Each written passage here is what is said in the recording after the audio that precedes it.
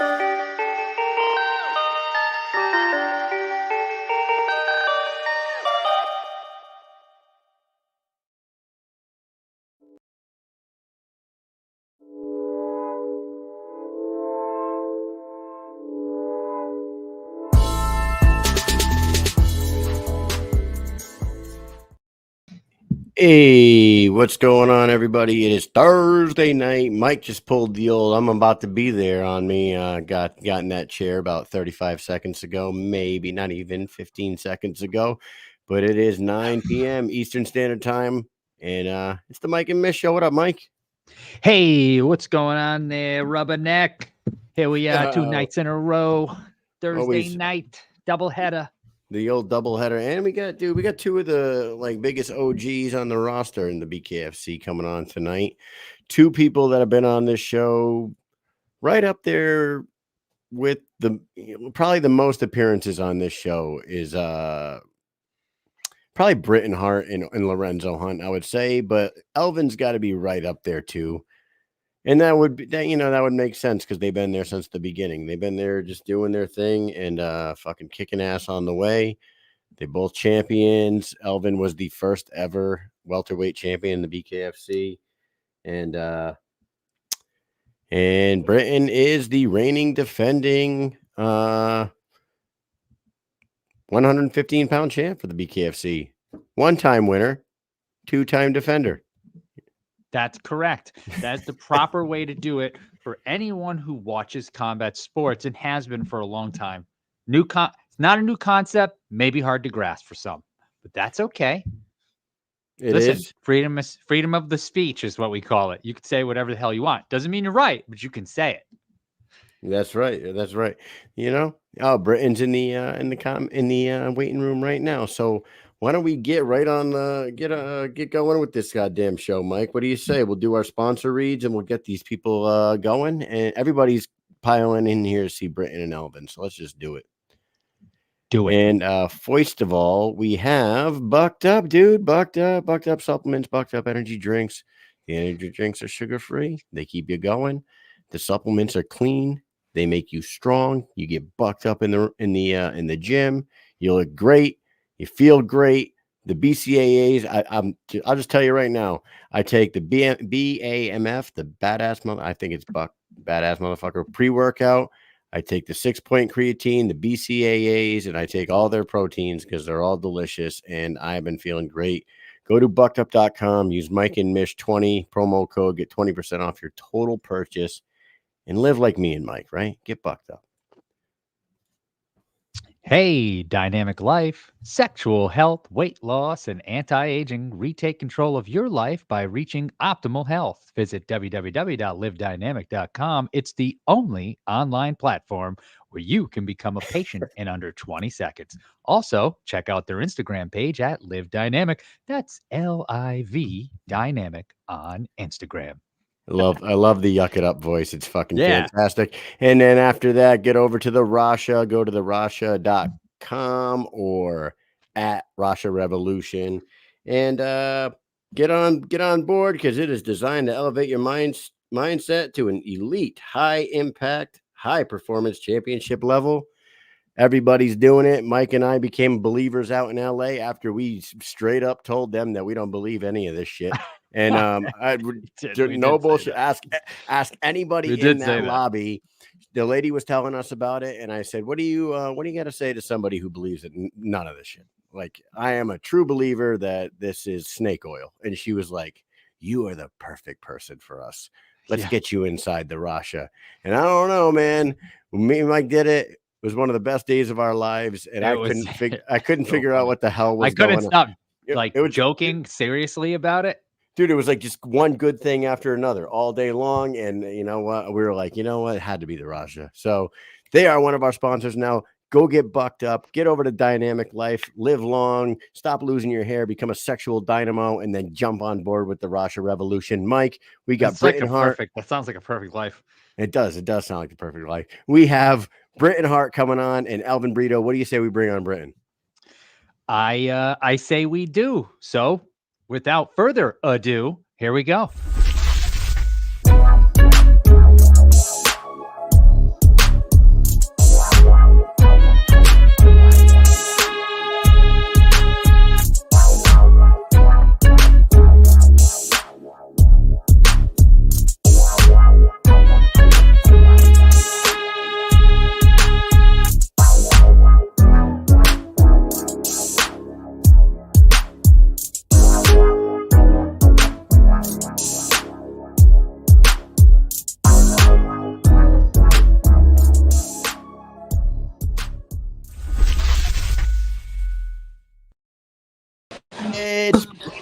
Whoa, what the How's that for an introduction? Black light, where the hell are you, Britain? I know, right? No, I'm at this really cool place that I work at. It's called No Worries Kava Bar.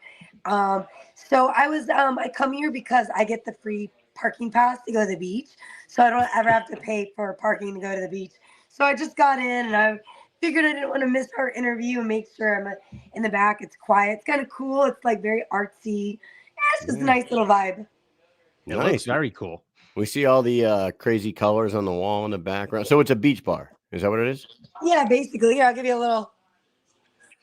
Look at the lights. Super right nice. On the beach. Yep, right on the beach. I just walked right over here. What'd you think about the intro video that Mike just did? Look at all those good times we've had. I know. Honestly, I was getting like all psyched up to do my boo scary blacklight thing, and I was like, "Oh, it's really sweet. I love it. It's just really cool. It really, honestly, it shows why fighting is so important to me and why I love the combat sports world. It just really brings us together in those memories and moments that are really special." Yeah, I think a couple of those were from Denver. I don't know, maybe it was the third time we were in Denver, and then also from the last event in Connecticut. Yeah, we had a lot of fun, by the way. That was really good because everybody really got to hang out. Like, you didn't fight, so you really get to just kind of chill, talk to people, hang out, especially afterwards. Just sat down and just hung out and talked, and it was cool. A lot of people showed up. It was a lot of fun. I loved that. That was a great event. Honestly, that Connecticut fight was probably my favorite after party. It was all of us just like bouncing from table to table, talking. The energy was so cool. That was a fabulous night. I really had a good time. You know what was cool about that after party is like we didn't really advertise for it at all. Right. We just told people about it. Basically, a couple days before the event, we knew some people that were going. We're like, hey, we're going to have this after party at Tom's Watch Bar. Spread the word if anybody else is going to the event. And then the night of the event, we just walked around. We were talking, we're shooting the shit with people, and we'd be like, hey, go up to Tom's Watch Bar afterwards. It's going to be a good time. And Everybody then Mike and I go to the press conference, and we're doing the press conference. So we're like 45 minutes late for the after party, and we get there, and there's like 200 plus people in the fucking bar. We're like, oh shit, this is gonna be a good time. It was packed. That was definitely where the party was. And it was cool because a lot of your family was there. So it was just really nice to see like that was your neck of the woods. And you know, it was really cool. Yeah, it's definitely cool. And that night I did an interview with you. And in that interview, you foreshadowed your future. You said, Taylor Starling, you've been saying my name a lot, so why don't we get this fight? Why don't we get this thing going? Let's book it. I'll fight you. Let's go. And here we are, Sturgis, August 3rd. You two beautiful ladies at the top of the card in front of the rowdiest, burliest crowd in the history of the BKFC. What are your thoughts on this? Man, honestly, I'm just still kind of soaking it in. I was telling my friends earlier, I was like, you know what? I'm just going this with no expectations because I know it's going to be like the wildest thing I've ever seen and have done. The fight's going to be outdoors, so it's going to be my first outside fight. It's going to be the largest crowd in BKFC history. And I mean, it's just bikers and bare knuckle. Like, you can't have expectations besides fucking badassery and a great fucking time. Like, that's really what it is. So I know I trained and worked really, really hard. So have you though? It's gonna be. Have you really though? I know, right? I guess I'll just, Britain. I guess I just take everything easy and light, and I think maybe people get the wrong idea because I post pictures of me with dancing with dolphins. I guess it sounds kind of frou-frou. Britain's dancing with dolphins, not thinking that, yeah, bitch, what's with the other 10 hours of the day that I'm doing, you know? Yeah, well, you can't show everybody everything. Dancing with seals. Yeah, yeah, that's true. Yeah, you know what? I never really got that when, like, fighters, like professional fighters, especially during fight camp, when they're posting their sparring videos and what they're working out all the time, it's kind of like, ooh, like, you can start, like, picking up, like, the flaws and what they, their bad habits or the good things that they're doing and how am I going to beat the good things that they're doing. And so I'm just, like, really wise and smart in the aspect that no, I'm posting stuff like I don't get where people think I'm not. So that's why I got really upset with that little rumor she's trying to spread. Because I post me running, I post my like road work, I post like little pictures of me in the gym. No, do I post my whole workout? No, why would I? I just think it's a dumb move. I'm posting like my mental things that hey, I'm ready. I'm kind of hoping people notice like look the guns and kind of got some abs now. Like I noticed you definitely have abs now. I've seen them in a few pictures. You're definitely on the beach a lot. You got the abs. Speaking of the beach, you're like basically one with the ocean now. You're fucking always doing something with the ocean. You're fishing, you're playing with sharks, you're dancing with dolphins. Like your whole life, have you always been an ocean person, or is it later on in life now that you're a grown adult and a successful adult, like you could be by the beach all the time, so you just love it? No, it's crazy. And my mom can even vouch for sure. When I was a little girl, my dream job was never to be a boxer or to be an astronaut or to be a lawyer. My dream job was a marine biologist. So my parents actually sent me to like marine camps and like science camps like that. And I was really, really big into marine biology as just a hobby. I would adopt manatees. I was big into Shark Week. I'm really big on like identifying different shark species and different fish. I just naturally like that stuff. And then in my adult life, I ended up getting a degree in outdoor recreation. So I was kayaking and I was actually a stand-up paddleboard instructor. So my job was on the water there. And I lived at Smith Mountain Lake in Virginia. It was a big part of me. Then moving to Florida, it's just, it's right there. But, really, if I'm being honest, the world and the pressure and the weight that we have on ourselves, whether, you're an actual fighter or fighting something else, like, so many worse battles to fight besides in the ring. The water has just always been a place where I can get like clarity and not feel stressed out, where I can just let it go. And I'm always a better person. I'm always a better me. And I always have a better mindset after I've been in the water. So I kind of started doing it last camp with Melanie Shaw. So for this camp, since I work here and I have that free parking pass, I was like, it's only an advantage if you use it. I should come out here every day and swim, tread water, just do a little to like make sure my mind stays really healthy during this camp. And my body is, it's such a good core workout, swimming and treading water. I feel like the salt water is good for us for like healing the sore and aching muscles. So I feel like, which you guys can attest from all my posts, that I'm going. One, you got to be in pretty good shape to do that, but you got to have it here to be able to do that too. And so, being one with the water is definitely helped me. Free therapy, right? Free therapy every day. Yeah, basically. So only advantage if you use it, and I'm using every advantage. I love the damn beach. I got to tell you. I have only been there twice this year, and both were this past week. I could not get to the beach. Last year around this time, I think we had gone to the beach like 12 times because my girls love going to the beach. So I'll just go there and just lounge out, But let me tell you something. They love it. Last weekend, my wife was like, it was Friday, and she's like, "Hey, you want to go to the beach with some friends of ours tomorrow?" You want to know what I said to her? I said, "Why the fuck would I want to do that? We bought a pool. We have a pool right outside.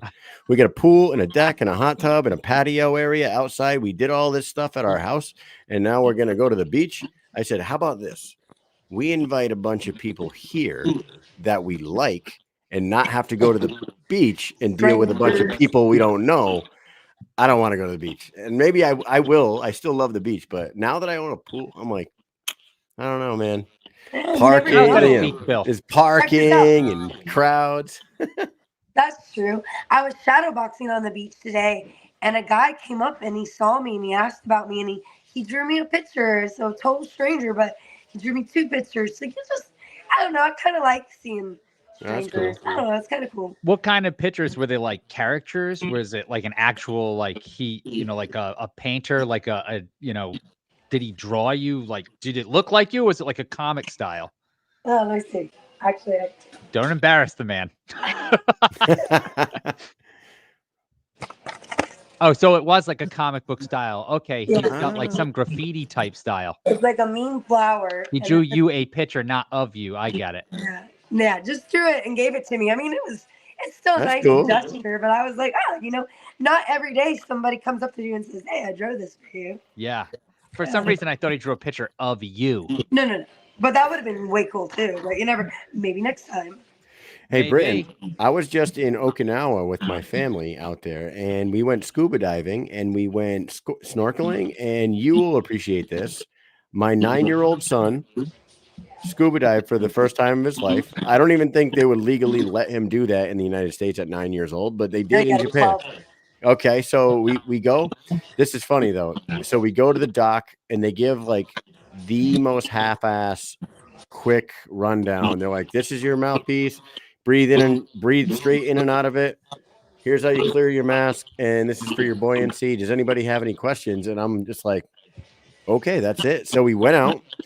Nolan gets about 10, 12 feet down, maybe 15 feet down, and he starts panicking and like pointing to his mouth. And we shoot back up, and he was like getting water in his mouth.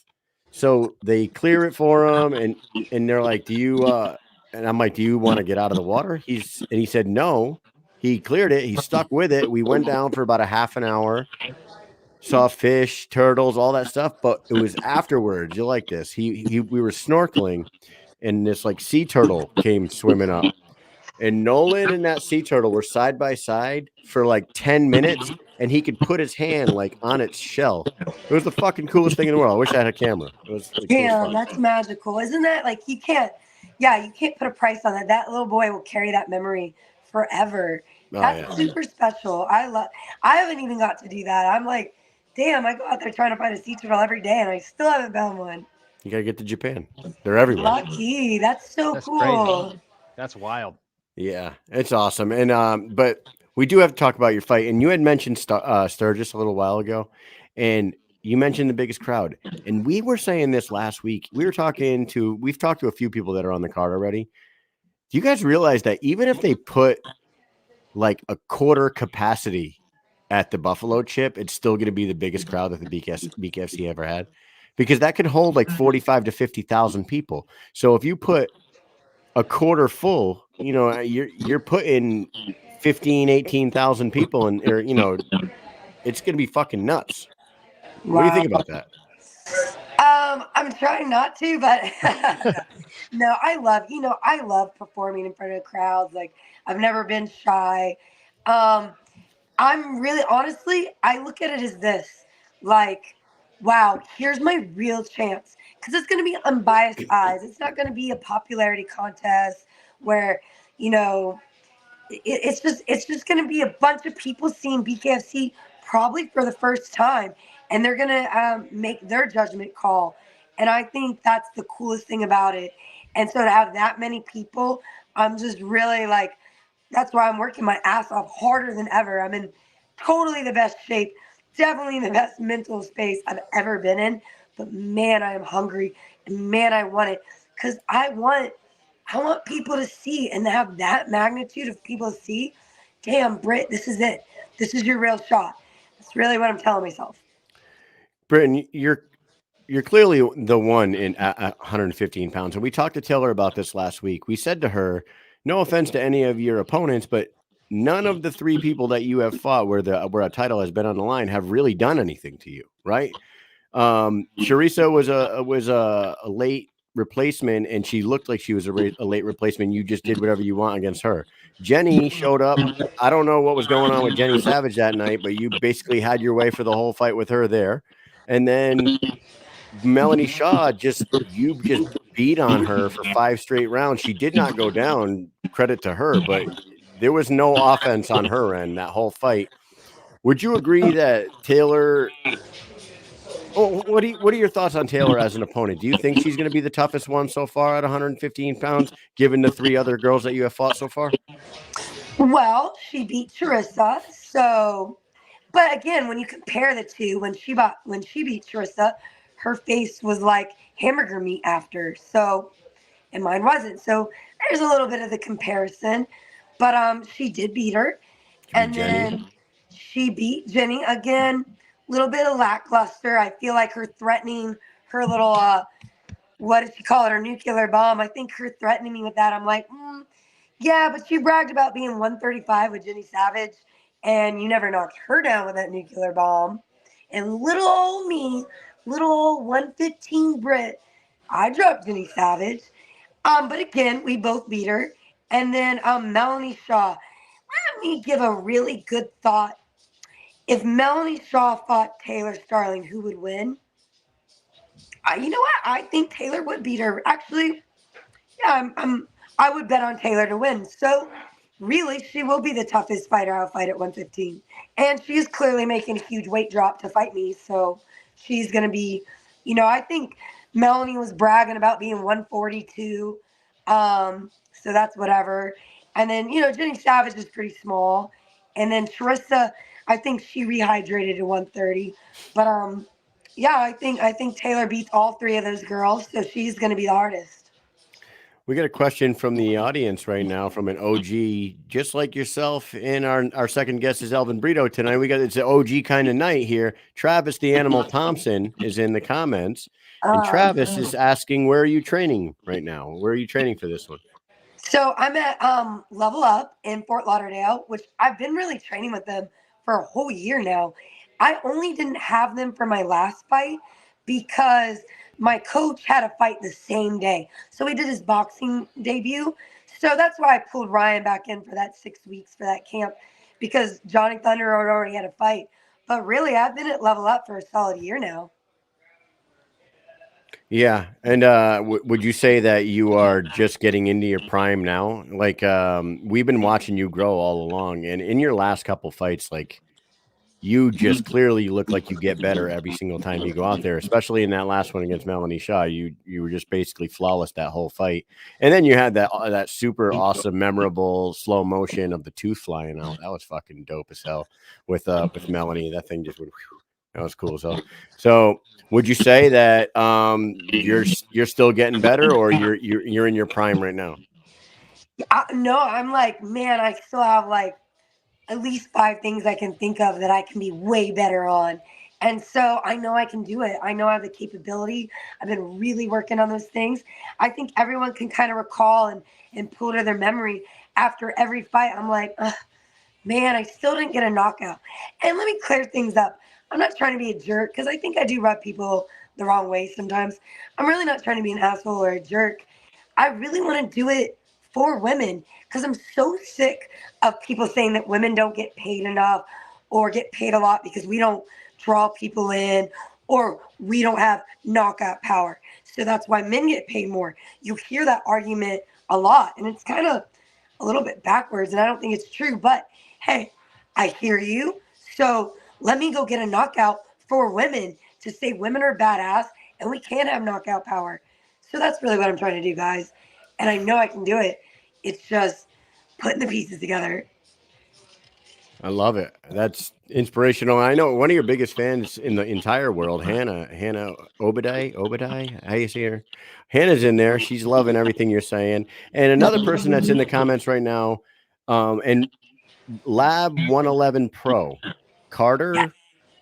So, can you tell us about your relationship with Lab 111 Pro? By the way, for everybody is watching, get your Google fingers ready because we have a trivia question about Britain, and we're going to give away an autographed card of hers, courtesy of Lab 111 Pro. So, can you tell us a little bit about the conversation? I mean, the relationship between you guys, and what have you been up to with them? It seems like you're getting into a lot with them. Yeah, first off, I want to say Hannah was my first real angel and lighthouse and shining light years ago. And so she stuck by my side from like such a long time ago. I love her to pieces. Lab 111 comes in very much like Hannah. You know, I was in a little bit of a personal turmoil with my separation and all that, personal this nightmare with getting a divorce and things like that, the ugly elephant in the room. And Lab 111 walked into my life, and wow, did they just bless me, blessings on blessings. They've helped me so much that almost anything bad that's happened to me, it just really can't happen to me because they're there to pick up the pieces physically. When I broke my hand, they were there and they created Warrior Shield that helped put my hand back together. Then they kept me active. They kept my mind focused on, not the obvious. My hands broke. Hey, let's do music. Let's do music videos. Let's go and do meet and greets. Let's go do a fashion show. Let's do, let's use our name and our abilities of being a bomb ass person and go and put it out to the world and inspire. Let's be a light. Let's be, bring that light to everybody and create. And they were like that missing void in that time that honestly, I don't even remember my hand being broken. Like, wow. I look at it like when people are like, wow, you're coming off an injury. I'm like, oh yeah, that's right. That's awesome. So are they like a content creating company or are they a management company? What are they exactly? Man, you know what? They're just like me. They do it all. We're creators. They do it all. They used to, they have a lot of history and a lot of different cool things, which is why we're such a perfect team because we have knowledge on so many different areas and the way our brains work, we're just able to fire ideas. And that's why you kind of see, oh my God, where's Britain Hart now? Where's Lab 111? Where's Carter and Jeannie? I mean, they were just up in Chicago. Like they're moving mountains too in their own way. And then we always kind of like reconnect.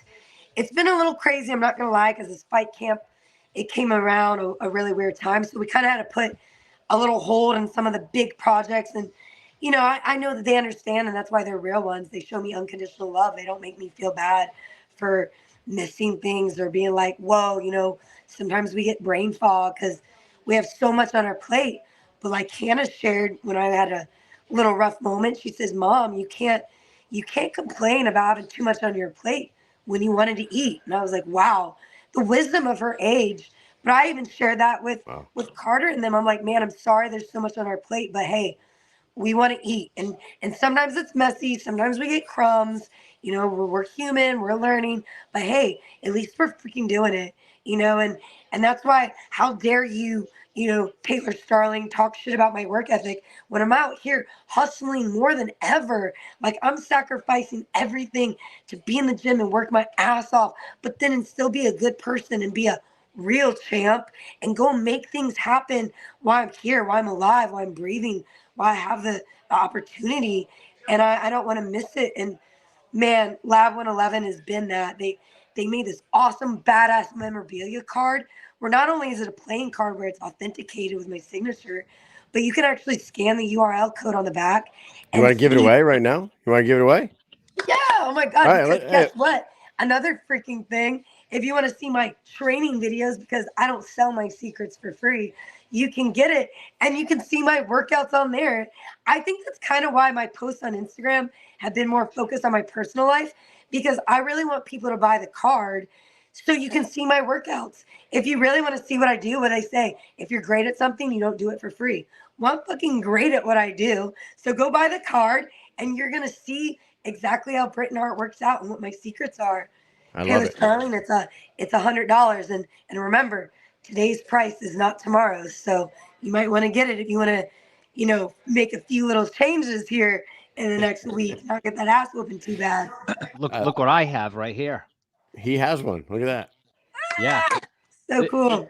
So It's awesome, Good fri- guys. a good It's friend awesome. of mine by the name of Russ Maxim may have sent that to me as a gift. All right. So Guys, hey, do good to us. for everybody that's watching right now, you heard Britain, you can buy that. And I'm not. Do you have a link in your bio for it?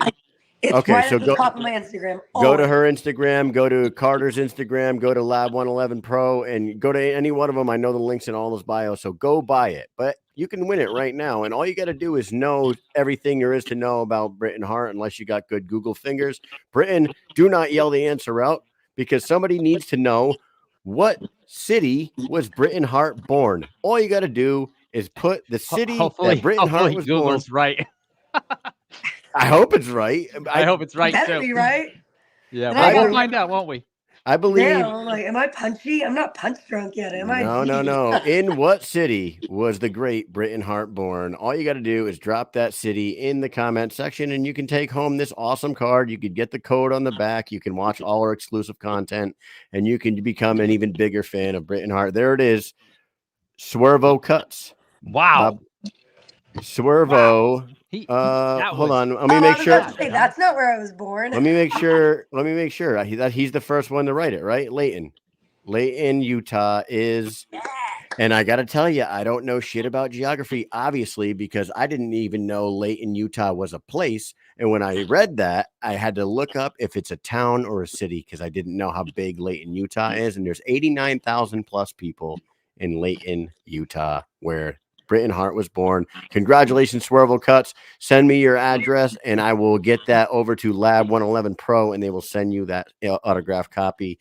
Britain, you have a opponent in the comment section here that may be a future opponent for you. We're not trying to look past Taylor Starling, but if you successfully defend your title against Taylor Starling, there's a couple people out there, Poe Denman being one, but Jamie Hinshaw's in the comments right now saying hello. I don't know what she's saying. I'm going to go back, but what do you think about a future scrap with the returning Jamie Hinshaw? Yeah, no, I love it. She's ranked number one. I'm pretty sure she's ranked number one in the. She was. She was. Yeah, I think that's right. She fell off the rankings because during her pregnancy she was inactive for a certain amount of time, and I think it's 12 months now from your last fight. Happens, and that's, as women, we have to deal with that. So it's just part of it. But at one point she was, and that's cool. And I still ride high with mine. So no shame. I say I left boxing ranked number one, and my in glove boxing ranked number one.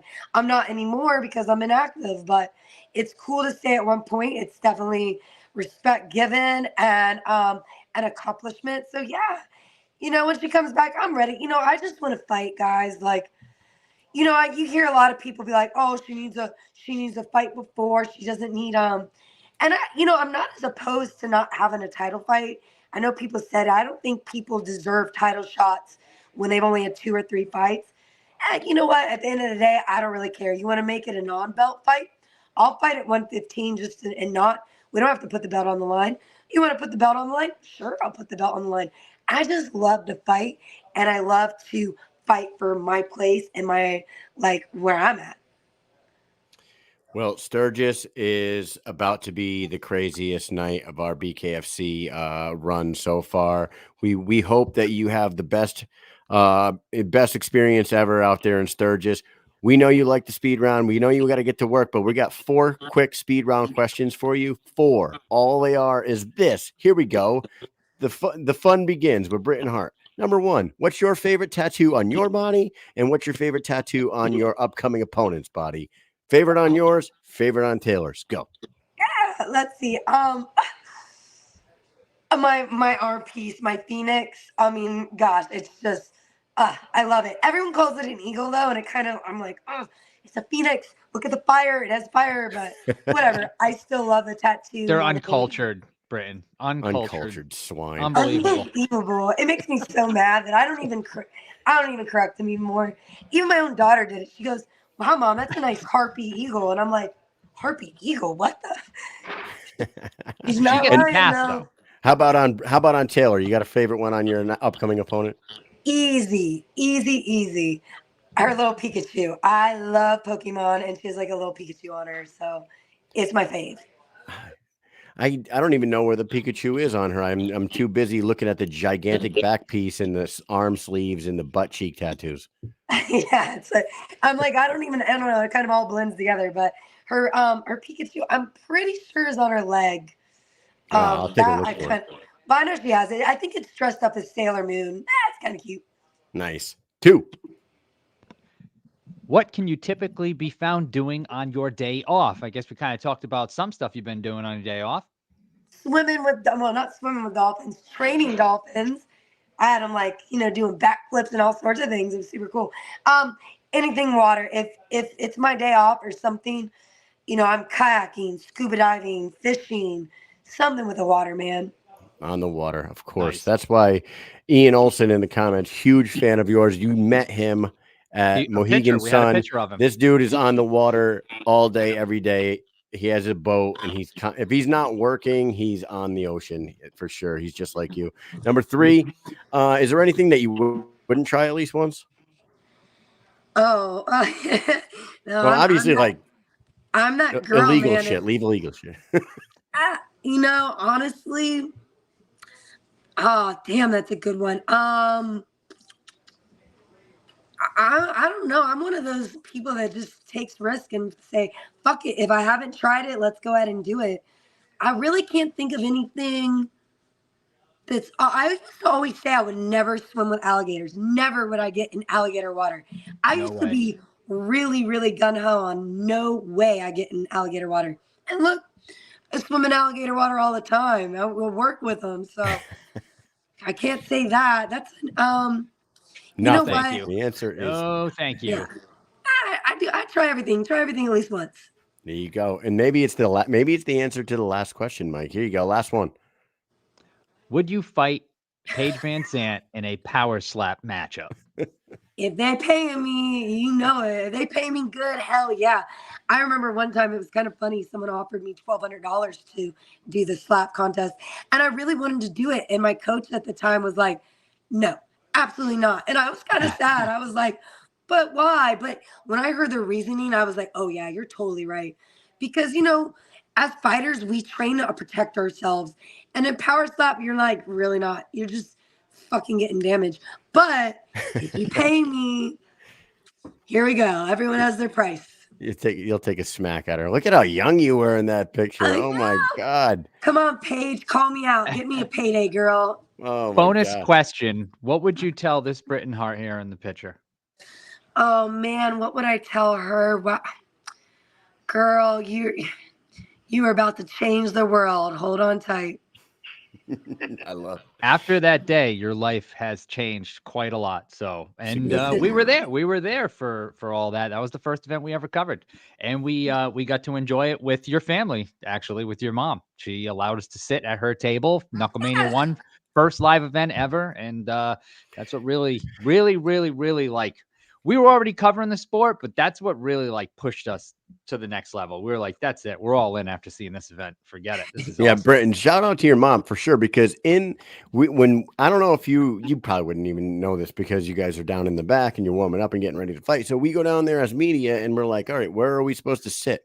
They put the media on like the second deck in like the back corner. So far away. And like we're like the furthest you could possibly be away from, like behind the audience, behind everything, like way the fuck far away from the ring. And we're like, how the fuck are we supposed to cover anything from up here? And I messaged your mom because your mom had messaged us and said, hey, stop by and see us at our table. We're going to be at this table, blah, blah, blah. So we stop by and see her and we're like, yeah, we're way up there. She's like, no, sit right here with us. So Mike and I got like the best media seats in the house. It was fucking great. So it was insane.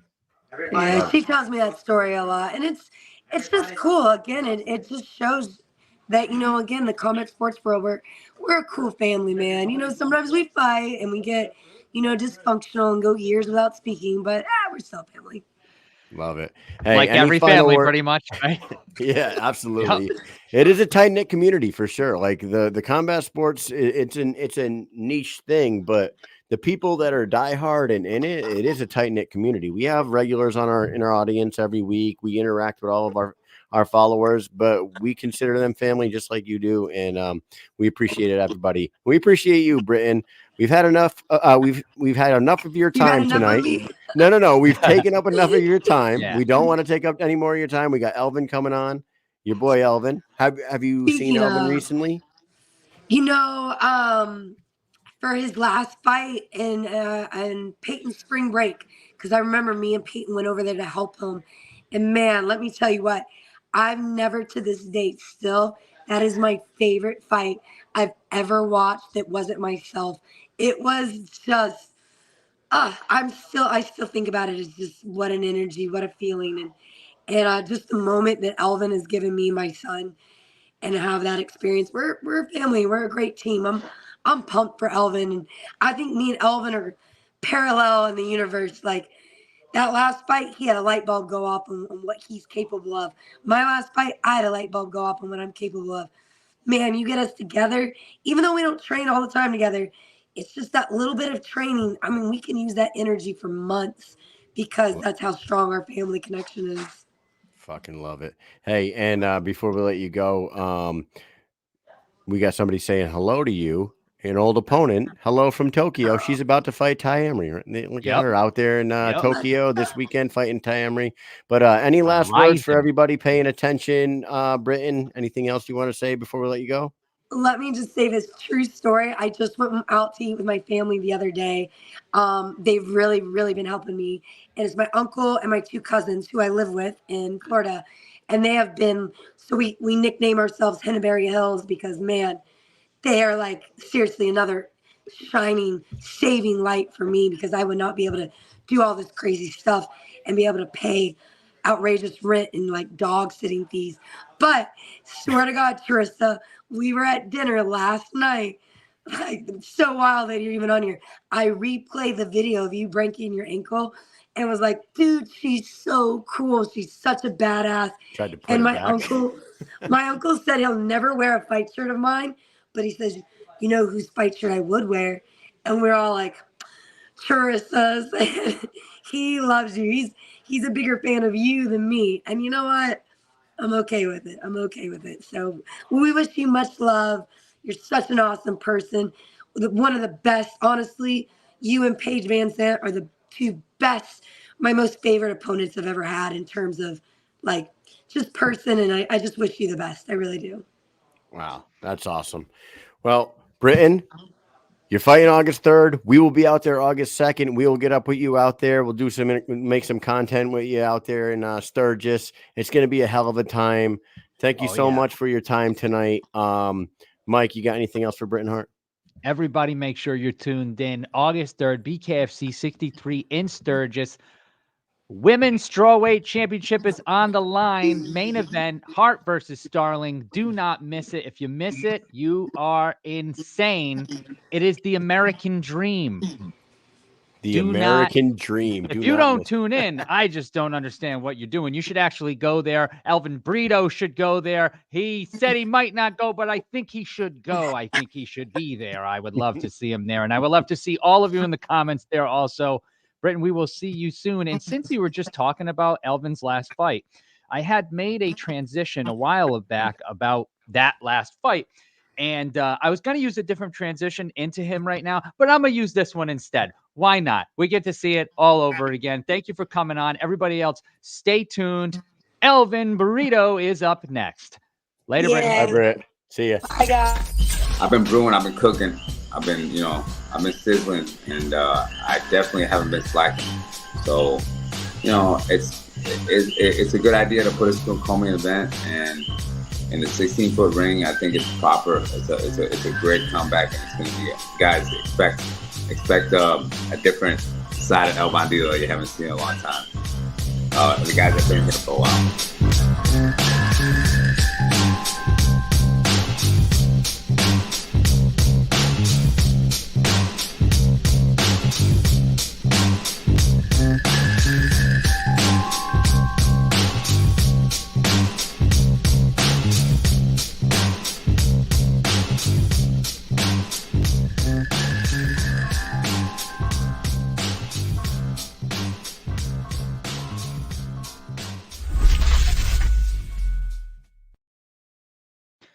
Yeah. What's up, guys? What's up?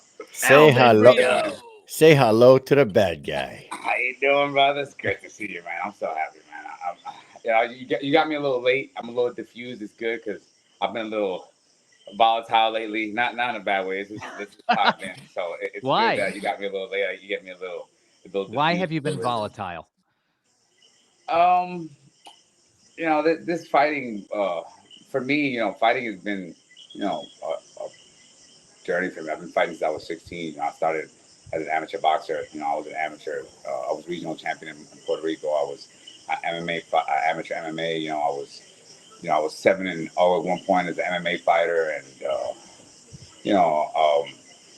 I used to drop every opponent I ever fought with up to that point. I got my arm broken in my 7th fight, and it took me a long time to recover. And I came back, but I was never really the same after that. I used to drop every opponent every time, and it's like how they say you can live a whole bunch of lives. And I feel like I've lived so many lives in bare knuckle. I've been in a lot of ups and downs. I've been a top ranked fighter for a long time, and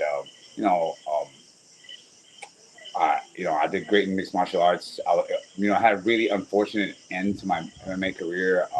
When I moved to Florida, I lost a lot of bad decisions. It's been kind of part of my story, then going into bare knuckle, it's like another part of my journey, and I've just been everything's been building. Every time you fight, it's like the most important fight of your life, and everything's been building up to this point. Everything that I went to, when I fought Palomino, I told my guys, I've prepared myself. I've been through so much things in my career, so many unfortunate things have happened in my career, from injuries to just really bad decisions, and having all these things happen and me still persisting and staying in the sport and loving this and doing it because I love doing it, and it's been real awesome, and being in bare knuckle, I got in BKFC 3, and it's been a journey. I really felt like this, and it feels kind of like I said, I'm not trying to be I'm not trying to be too selfish, and I want to sound too like like blowing myself or anything. But like when I first got in BKFC 3, I'm different. I really felt from day one that this sport was made for me. But not only that, but like I felt like BKFC needed me. At the point it needs a fighter like me because we're all fighters, especially bare knuckle fighters. We're special breed. The guys have been here for a while, have been tested. We're a special breed of fighters. I was lucky enough when I first got into the sport that I knew it was different, and I pretty much developed my style for this sport. And like I said, I was prepared. I've had so much shit happened to me in my career. So many unfortunate things happened that I was really prepared for anything. And when I lost that decision, it was a controversial decision. We all felt like it was a win. We felt like it was an easy win. It was really rough for my team. That loss was tough for a lot of my guys, and I took it a lot easier than they did because I was ready for it. I've seen this part of fighting. I've seen these kind of decisions be made, and I said I've been going through a whole journey, and then after I had the Snake fight, I really like Snake. He's a great guy, and I think he has a lot of potential as a fighter. And when I fought Snake, he dropped me in the first round. He caught me with that uppercut early in the first round. The fight before my fight, the guy got dropped in like 5 seconds. Like, we didn't even get a chance to warm up, and it was kind of a technical mistake in our fight. And when I went out there in the first round, Snake caught me. He didn't even hit me that hard. He just caught me, pushed me down, knocked me down. I got up in that fight and pushed forward the whole time. Landed more punches. I threw more punches. And I felt like at best it was a tie. But it was back-to-back tough decision losses for you because I'll just tell you this, Elvin, and Mike will probably agree with me. I'll never forget the night you fought Palomino and lost that fight because we were there. We were 20 feet from the ring, and standing 20 feet from the ring, watching it live, we thought you won. Well, even the hometown crowd was lost, And a lot of people there thought you won. Yeah. And then we went back to the lobby with you guys, and we rewatched it on the phone. We rewatched it on the app with you guys, and we were like, "Wow, I don't know." It was such a tough and tough really loss, like my old coach Caesar. I don't work with Caesar anymore. I still talk to him and stuff like that. But I was talking to him the other day, and it, he was telling, "Hey, Elvin, it's not like you have a great style. Your style is unique. It's great, and you've been doing great. You've been getting cheated in some decisions, having some bad calls and stuff like that. But it's not like you weren't fighting good. You're a one-of-a-kind fighter. Right. Nobody could fight like you. But this is what you need. What he saw, what I've been working on. It's been over a year now since I've just completely reorganized my style and my see. The thing is, and you guys know this because you guys see me for a while. I got 10 fights. Every guy I fight, I approach different. Every fight I approach different. But I always stuck to these basic principles because in bare knuckles, it's a new sport. I've really been working. I consider myself a specialist in this sport, and I've been working it from the ground up, everything from the basics to everything. And I feel like I was doing great, but there was shortcomings in my style. Like I'm 10-0. I didn't bleed half the fights. And I've done great. I do all this stuff, but the way that I fight, there's a lot of shortcomings with it. The coming in and out that I was doing. A lot of moving around. It made it so I could come out the fight and I looked like I didn't even fight. But they're not dominant wins. I can't dominate like that. But when I'm practicing, when I'm fighting defensively, I'm leaving it to the judges, And now I'm at a point in my career where I just can't have that happen anymore. And this last fight was something special, Yeah, the fight against Jafar Ford, that was the mindset going in there, like no fucking way it's going to the judges, right? Yeah, no, well, we've been working on it for a long time. It's been over a year now. I knew it was going to be different. We really, like I said, it's not like I'm doing something new. I'm really going back to an old style. Like I said, I broke my arm when I was 7-0 at one point. I got my arm broken in my 7th fight. I still won with my arm broken. I knocked the guy down with the arm that was broken. But I said I've had a couple different lives in my career because of all the things that happened to me, and I was never the same after that, and a lot of it has to do with like mental barriers because for a long time there's a lot of things, and I'm not talking about like psychological barriers because there is psychological barriers and stuff like that, and then you got the physical barrier, but there's also a mental barrier because I got used to dealing with the injuries. I got used to changing a certain way and punching a certain way, and it affected my style overall because I settled with that. And this last fight, I wanted to go back to how I used to fight. Better than how I used to fight because I'm smarter and I'm a better fighter. So like I don't want to ever leave it to decisions. You know, I don't want to ever have to leave it to decision. I used to be a pressure fighter. And really I went back to doing a lot of the stuff that I used to do before I got my arm broken. And I realized that I could have been doing it for a long time ago. You know, I'm getting the same reaction from people. You know, and it really took a regular guy on the street after my last fight. He's like, "Hey, Elvin, man, you know, we watched all your fights. You know, you're great." And but she's like, "Hey, man, don't forget, bro. Like, you hit hard, bro. You don't have to move around so much." And I was like, "Hey, you're right. You know, because I'm the kind of guy. I'm so weird and so different in my timing. I could be standing right in your face and you can't hear me. You know, so I've talked to my old friends, my old partners from mixed martial arts, and I told them, hey, man, back in the day, we used to be bullies. We used to be real mean, you know, we used to be like pec style beat down. We're going to beat everybody down. So I called my old MMA guys like, hey, bro, I need you to be there because these guys don't know me. You know, I've been fighting. This is going to be my 10th fight, and they don't really know who I am. They don't know me like you know me. It's like, I'm going to go give him an old school pec style beat down. I need you to be there, you know, and Nice. So he got there. And man, as soon as we walked in there, man, it felt just like the old days. And it was great, man. And, you know, I woke up that morning and I had, you know, kind of an epiphany and a recall of old memory for no reason. But it really made me thankful. And a lot of our, especially the champions, like we beat the shit out of ourselves. You know, we really hold ourselves to an impossible standard. And it's easy for us to hate ourselves, you know. But, you know, ever since, not before the fight, I woke up that day and I've been really thankful to be where I am, my journey, all the stuff that I've been going through, all the difference that I've been able to make for myself and all that. And I really don't like the fact that, you know, I'm one of the best bare knuckles in the world. I have some of the best bare knuckle fighters come train with me and they trust me and they keep coming back and we work and we do such a great job. And I'm the kind of fighter that makes other fighters better. You know, I'm You're great a giver. For the company. You're I'm a great for the giver. company. And I feel like, you know, giver. it's not only the disrespect, but also I'm going to show, you know, I heard Jake Lindsey talking about, you know, his fight with me yesterday. And we were just talking about him like earlier. And yeah, he said exactly what I thought he was going to say. And that's how I know he has no idea what he's walking himself into. And he really doesn't understand, like, I'm the best bare knuckle fighter he's ever fought. I got twice as many fights as him. My competition has been twice as good.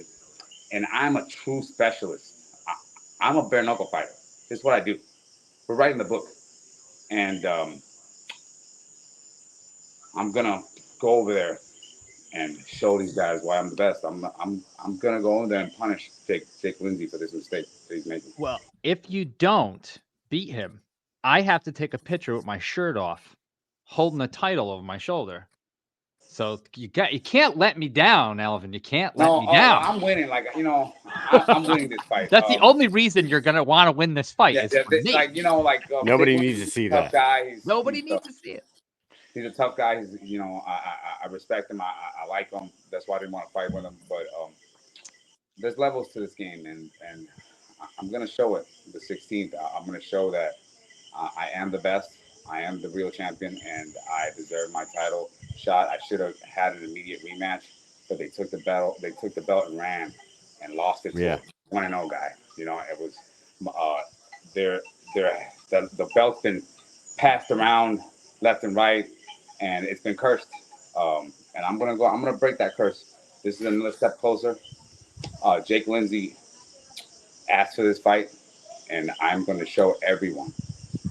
I do. I love that. I love that you answered his text. He actually showed the text message last night on the show. He was like, I'm like, how did this fight come about? I know that you guys both are in contact with No Quarter. Yeah. And he fucking says, I just messaged Elvin and said, hey, let's fight or whatever it says there. And he was like, all right, let's do it. Yeah. And I like Jake. I know that he's trying to get back into contendership, and you know, he's looking at top. He wants to fight one of the top guys. He want to get back in there, but like, this is a huge mistake. But the thing is, it's just like Jafar. He doesn't know me. Lorenzo knows me. Britain Hart knows me. Some of the guys that train with him, they know me, but he doesn't know me. He really doesn't know what he's walking into, and some of the things he says. We're in a 6-foot ring. There's a lot of things that they're going to be looking for that aren't going to be there.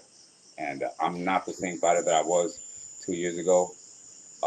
I'm closer to the fighter that I was 20 years ago, but I'm a lot meaner, and I can't wait to get back in there. Hey, Elvin, being the guy that you are and being 10 fights into your career, being one of the pioneers, most of your fights were in the big ring. The one against Jafar was in the small ring, right? Yeah. What did you like the smaller ring more, or what were your thoughts on it? I had to. I really, like I said, the ferocity and it's good because especially some of the champions that I work with and some of the best fighters in the world, they have to have. It's like you have to suffer, you have to, that's the only way you're gonna aspire for anything better. So I think that I needed it a little bit, and then this is so me being in the 16-foot ring is perfect because like I said I read it's a new amalgamation of mine. I have all these different skills, and I have this fighter's IQ, I have this intelligence inside the ring, and I have this ability to. I fight the way I want to fight. If I could change the way I fight, and I'm a specialist in bare knuckle, and I understand that there's a new sport, so I know there's frontiers that haven't been crossed, and we're the frontiersmen, And I'm gonna show Jake Lindsey why I'm the champion. Nice. So you were. Do you prefer the smaller ring now that you had a fight against Jafar? Yeah, well, and then you found out that this one's gonna be in it. Like I said, I've been working for. Like I said, at first it was weird because it's just so different. Even if I've been fighting for so long, even if you make a small change is huge at our level. And for at first it was kind of weird, but now that we're over a year in, it's when I got in that ring, I was like, holy shit, this is exactly what I need because this is nice. It's perfect. It's perfect for new style for the new style that I'm working on. There's not much film really to look at. It's really just. Looking at all those films is a waste of time. I would say to look at the Jafar fight, but it only lasted 40 seconds. So after I'm done with Jake Lindsey, there's going to be new film to analyze. Now, you've talked very confidently about fighting Jake, and you being the pioneer that you are, you're very confident. Do you see this fight going 4 or 5 rounds? How do you plan? I know you just said you don't want to leave it to the judges anymore, but Jake Lindsey's a tough dude, and he's hard to take out. How do you see this fight playing out between you and Jake? It depends on Jake, man. It really depends on Jake. I know, there's obviously I see his strength. I watch his fights. I see what he does well and what he doesn't do well. But I'm not preparing for Jake. He's preparing for me. I'm preparing to give the best performance I've ever given in bare knuckle and show that everybody that this was a mistake, just like the last time. Even though they don't believe it, it was a negative 400 when I looked up right before I went up there. And I was like, I'm about to get somebody fired. They don't know me. They don't know me. Yep. That's crazy. Yeah. Yeah. Hey, you just mentioned a guy's name that is one of the pioneers, and we mentioned him too. And maybe this is a touchy subject, Elvin, but we've all known Lorenzo for a long time. We know he's one of your best friends, one of your best training partners. Do you have an opinion or have anything to say about what's going on with him in the press right now and what happened with him in California? Yeah, there's stuff going on behind the scenes, but I will tell you, like I said, I'm a person of I'm not a perfect person by any means, but I am a person of conviction. I don't like cheaters, and I wouldn't stand behind Lorenzo if he thought he was a cheater. And I know that nobody's perfect, and there's a chance that he might have cheated, but this isn't over, and I'm willing to bet our friendship that this isn't going to end the way you think it's going to end. And it's not over. BKFC hasn't made an official statement. That should tell you something. I know he's fighting it, and when that whole storm hit the social media waves, it wasn't just him. There was 3 other fighters that had their fights overturned to no contests, or in Lorenzo's case, the outcome didn't change because Mick had won. But 3 other guys wins turned to no contest. One of them was a draw. Yep. None of those other guys addressed it. Yeah. And Well, I thought believe it or not, I'm not gonna specify, but some of those guys, look, from what I've heard, from the stories I've heard, it seems like they're going through predatory practices, and they're really trying to they're trying to prey on these fighters. And I honestly think, from what I've heard, especially how they double down when they get caught up, that they're trying to get money from the fighters. Okay. I think the California Commission's got some lawsuits coming their way, and it's going to be really interesting to see how it all plays out. I'm gonna say it. I'm a clean fighter. I've never took anything. I know some of these guys.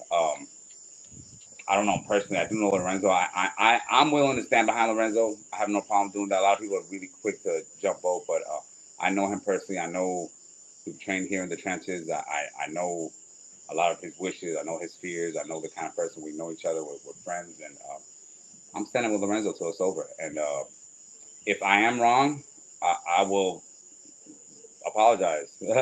But right now, I'm standing behind Lorenzo. Yeah. Thank you for answering that. I know Lorenzo is a clean fighter, and I really don't think I think he's clean. That's just me. Thank you for answering the question. I know it's a tough one. It's a tough subject, and we know you and Lorenzo are tight. But one of the things is I don't want to say too much. This shit ain't over. Yeah, exactly. We don't know. And I was just what I was going to say before is the other guys have remained silent. One thing that Lorenzo has done is gone at it right off the jump. So he is different from the other ones in that aspect. We'll see how it plays out. Well, most people choose to stay quiet. Right. Especially when they decide to take legal action. Right. Yep. It's just when they call you, it was and it's really Lorenzo's been training with me for 5 years. He does all his training. I know, yeah. Sometimes he gets 6 weeks at a time. He trains with me, and I would know. I've had all types of fighters here train with me. I've had people. I'm not going to name fighters, but I've had people come in here and they're juicing, and I could tell right away. And within a week, I find out. And I'd be able to know. You could tell somebody's juicing, especially the shit they're convinced. So for me, when we first heard that story, we were just getting back from annual training with the military. So it was like literally the day I got home, I walked through the door, I'm getting all these texts. So I'm like, what is this?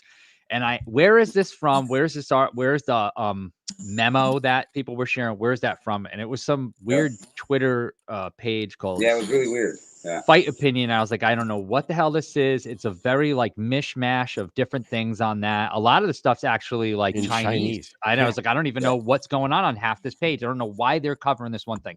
So I was a little bit skeptical of it.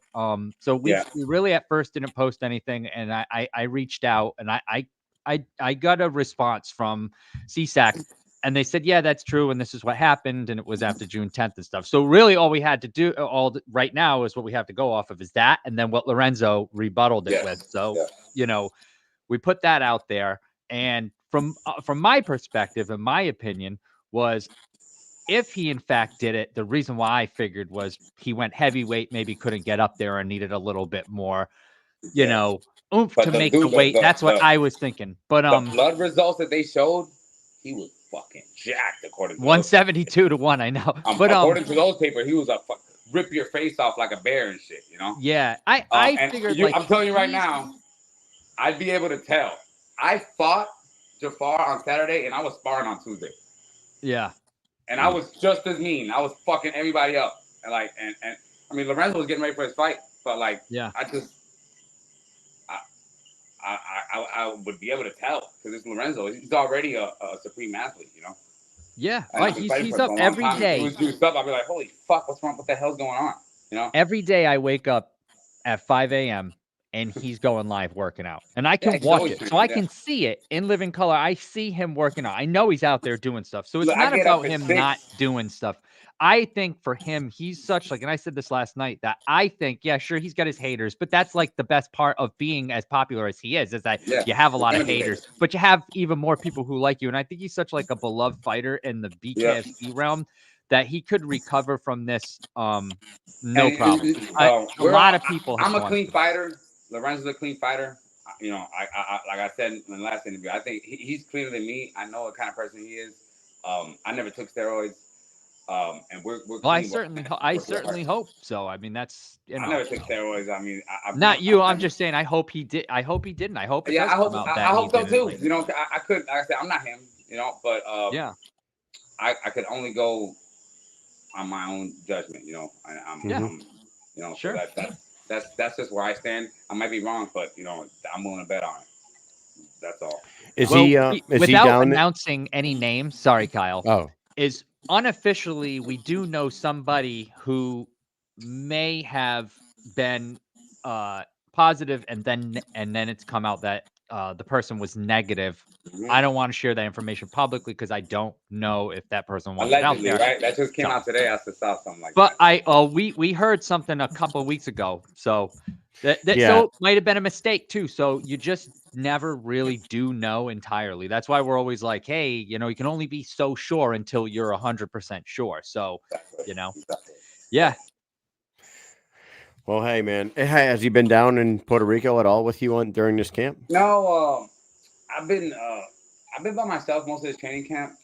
But it's been good though. Like I said, man, like I've been blessed. I've been blessed with this spirit. I'm grinding. I'm up, and you know everything starts in the abstract realm. So like I'm in a good place there, and I'm by the numbers. Every day is already mapped out. So every day I'm just Monday, Tuesday, Wednesday, Thursday, Friday, Saturday, start over again. You know, and I'm going through the numbers, and you know I'm trying not to get injured, trying not to overtrain. I'm ready to fight. I could fight this weekend. I've been going through a part of my training right now. Right now, this part of my training, I've been just trying to gain weight and eat and get stronger and do a lot of stuff. And then next week, we're gonna start dialing it back a little bit. But I've been feeling strong. I've been feeling good. My weight is good. I'm heavy. I'm hitting so hard. My coaches are like, please stop. You know, and like I said, I've had more people. The change, like I said, everything starts in the abstract realm. Like, in this year, I've had more people tell me, tone it down more than the last 20 years, you know? And it's not because I'm a different guy. I'm still the same guy, but it's just a mental change, you know, and everything starts there. So it's been to the point right now where I have to tone it down because I've been just going so hard, you know? And it's going to be really surprising for Jake because you could ask every guy that I ever fought with. When I hit you, it's going to be a holy shit moment. I'm fast and I hit hard as shit. Well, we saw it. We saw it last fight, Elvin. I Certainly cannot did. wait for this. I can't wait for this fight. You seem Can't wait. you seem dialed the fuck in. I'm all the way in, bro. You're listen, always dialed in, but this listen, time, like now, watch you this seem shit. like Listen, I woke up the day of my fight, and I haven't been the same since. And I'm telling you right now, this fight is not gonna go the way that Jake thinks it's gonna go. Nothing. He's never even been in that 16 foot ring. I'm about to welcome him to a whole different level of pain. It's gonna be 10 minutes nonstop. Elvin. How when you're not fighting at 165, you don't put on a whole ton of weight over 165, right? Like we see you at the events and stuff. Do you stay pretty close? So Anybody 22. always sees me trimmed, like, hey, how much weight I'm 178 right now. And is that basically your walk around weight, or do you walk? Yeah. What do you get up to? 185 at 178. No, because 178. You know, because I'm in good shape. I don't get fat. I don't overeat or anything. Like I just right. So 22 days out from the fight right now, you're money right now. I'm Money. 13 pounds out. Like 13 pounds. this isn't That's wrestling. crazy. It's not wrestling or bare knuckle. Right. I fought at 55. 55 is a rough cut for me. I fought at 45. Yeah. It's like impossible. But like this is 165 is not. your home.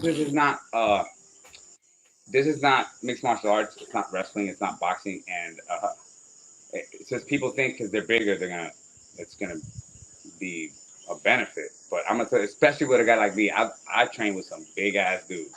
You could ask them. I got a list of big ass dudes that come over here, anywhere from Lorenzo to Zach to all these big ass heavy dudes. And being bigger than me is not gonna help you when I start beating your ass. So yeah, right now, you gotta be more skilled than me. If you're not more skilled than me, it's gonna hurt bad. I'm gonna fuck your hands up. I'm gonna fuck your face up. It's gonna be bad. And then I'm moving on. I am a fucking. I'm the best. I'm not done. Like I said, I'm trying to be calm and shit. But when I get in my zone, I'm telling you right now, this fight is not going to go the way you think it's going to go. He did say that he was going to. He said he was going to knock you out and take your goat. That's what he said last night. No, see, no, that's fun. That's funny. It's funny. Where is Pancho these days? It's funny, but listen, I don't think he said that. It's perception versus reality, bro. Perception versus reality. The reason I'm so good at such a good fighter and such a good coach, because I have a pretty good beat on reality, you know. And if I was his coach, I'd be working extra fucking hard with him. Okay, really fucking hard, because you could amalgamate his style a million different ways, and it's still gonna be really fucking hard. Okay, and I'm ready to go right now. Right now. God damn it, Elvin. It's not gonna be fun. It's not gonna be friendly. It's not gonna be nice. We're fighting. It's gonna be ugly. Then we can hang out. Damn, man. I wish we were going to this one too. Mike and I are going to Sturgis on the second and third and fourth. We'll be out in Sturgis. There's no way that our jobs or our wives would allow us to go to another one 2 weeks later. So unfortunately, we're finally able to start. We're out of training season and back into BKFC season. So we're going. You know, this is the time we'll start we start going to more events again until next summer. Just so you know, Travis Thompson. This one, the punishment tour continues. God damn it! I'm going to his house. It's what I love to do. I've been doing it my whole career. I'm going to go his house, his people, and I hope they boo me. I hope I'm negative 400 again so I can make another motherfucker lose his job. Fuck.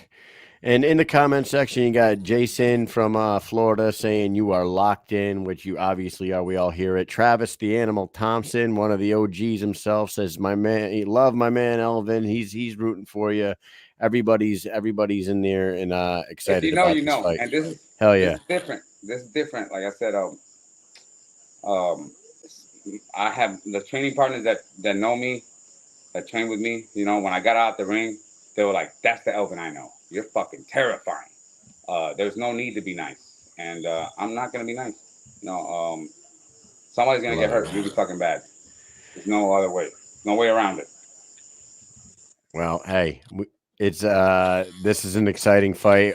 We were talking to him about it. This is definitely a fight that the winner of this one is just one step closer to you getting your gold back. I don't know how the BKFC handles it, but the 165 division is pretty exciting these days. You got a lot of really good fighters in that top five. Yep. So best of luck to you with Jake on the 16th. I wish we could be there live and see it in person, but unfortunately we won't. It is August 16th. It's 22 days out from the fight right now. Can't wait. Do you have any? Too far away. I have to wait. You wish it was tomorrow. Yeah. Anything else you want to say to the audience or to Jake himself, to anybody that's going to be paying attention August 16th?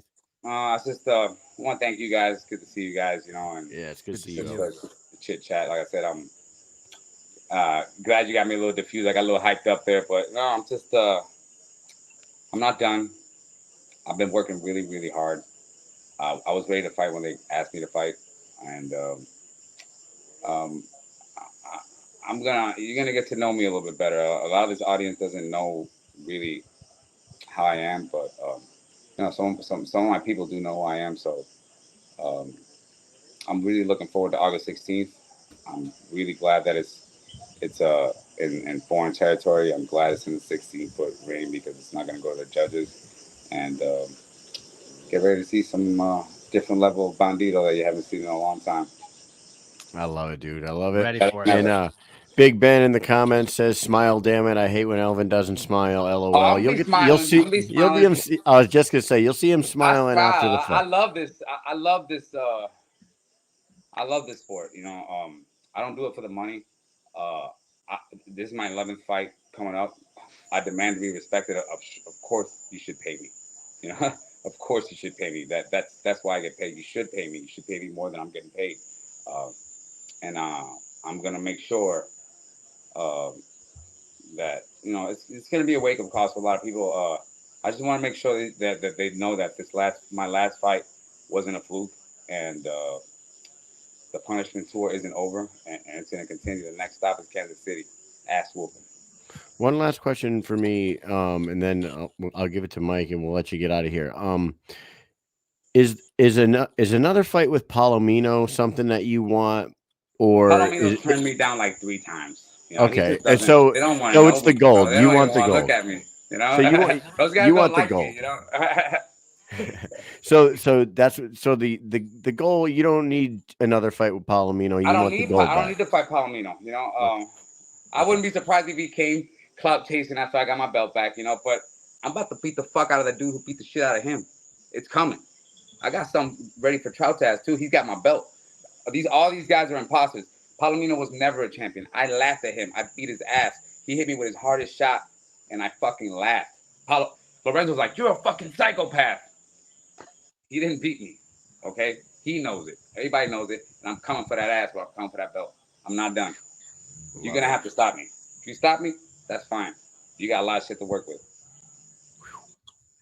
Well, I think we got a locked in, dialed in, Elvin, and we've heard everything we need to hear. August 16th is going to be exciting. Mike, you got anything else for Elvin? You heard it. You heard it from the man himself, El Bandido. I hope the whole building is filled with his fans so I can make them all cry.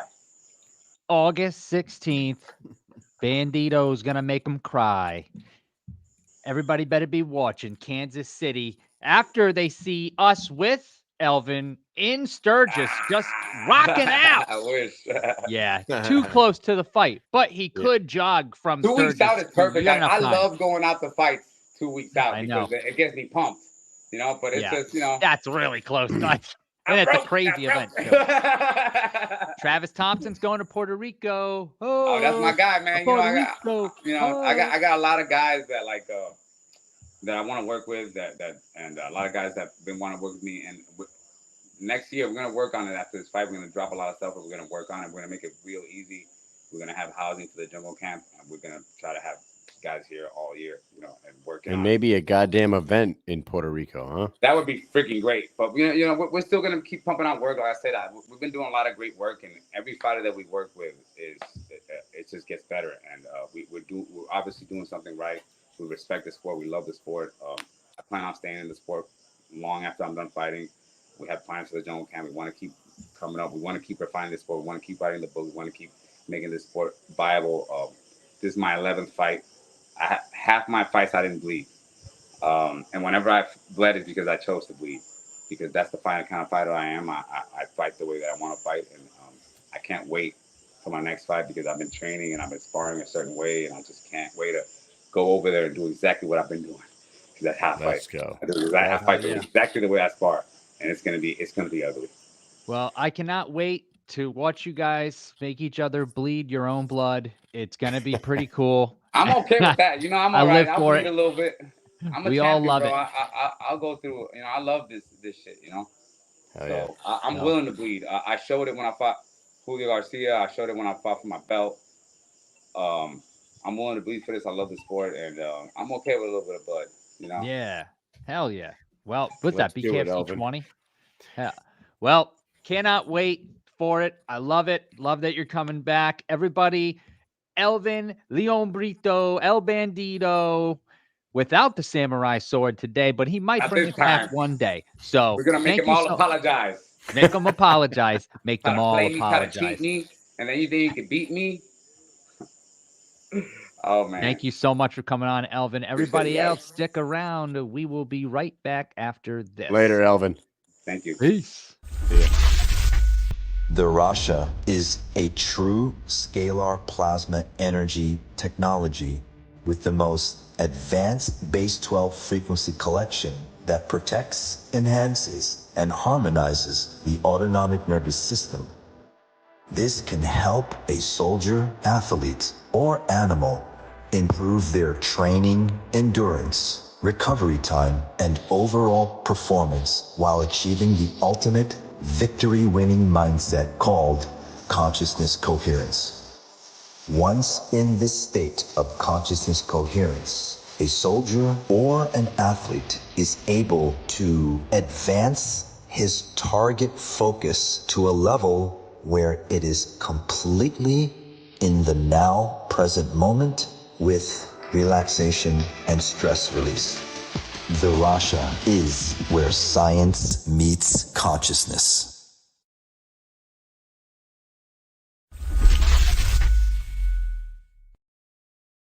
Hey Kyle, what do you think? Do you think it's time to go outside the circle?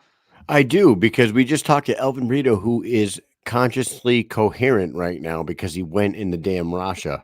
Did He you did. know that? Yes, That he is did. correct. I'm ready to go outside the circle. All right, let's do it.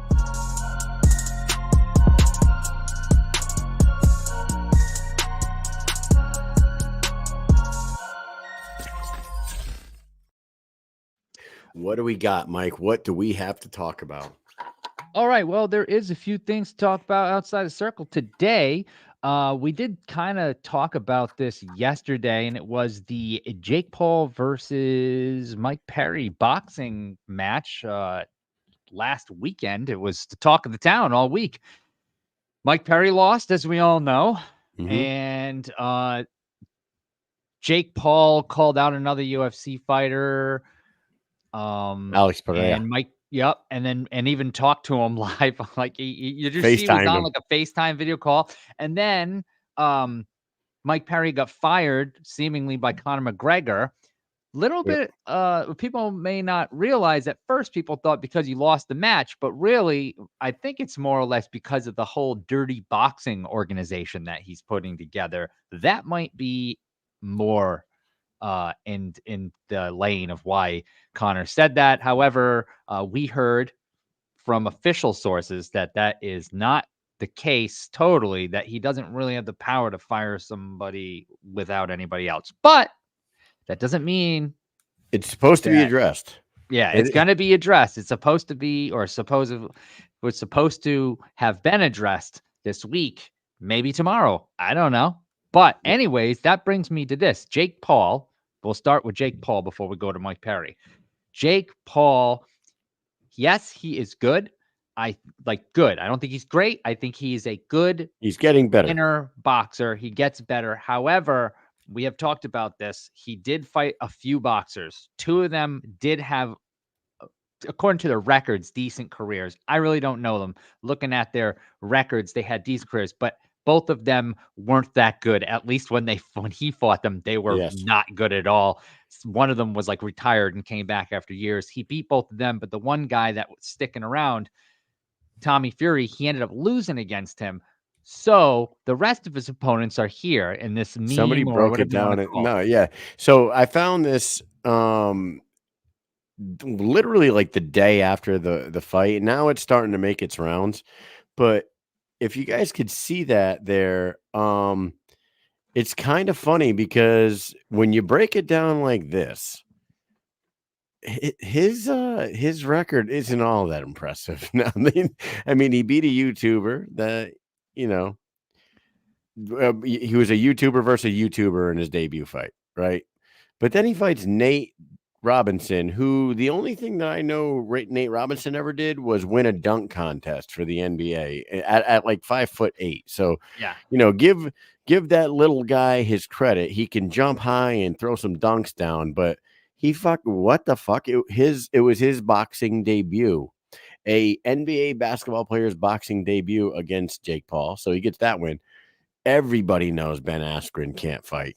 We all know he can wrestle and he could submit you on the floor, but never in his entire career did he win a fight striking.